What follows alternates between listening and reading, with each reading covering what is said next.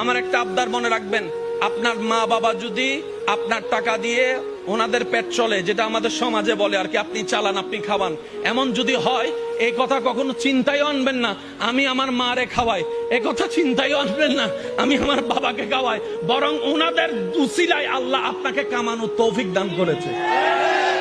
মনে রাখবেন, মা বাবার জন্য প্রতি মাসে আপনার সামর্থ্য অনুযায়ী কিছু খরচ রেখে দিবেন। জোরে জোরে জোরে। প্রত্যেক মাসে সন্তানের পক্ষ থেকে মার জন্য একটা আলাদা হাদিয়া দিবেন, বাবার জন্য একটা আলাদা হাদিয়া দিবেন। ওনাদের যেন চাইতে না হয়, বুক ফুলায় কাজ করেন।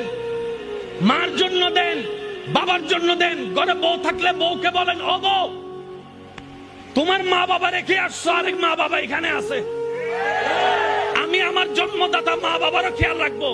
ওই মা বাবার কারণে যে তোমাকে পেয়েছি, ওই মা বাবারও খেয়াল রাখার চেষ্টা করবো।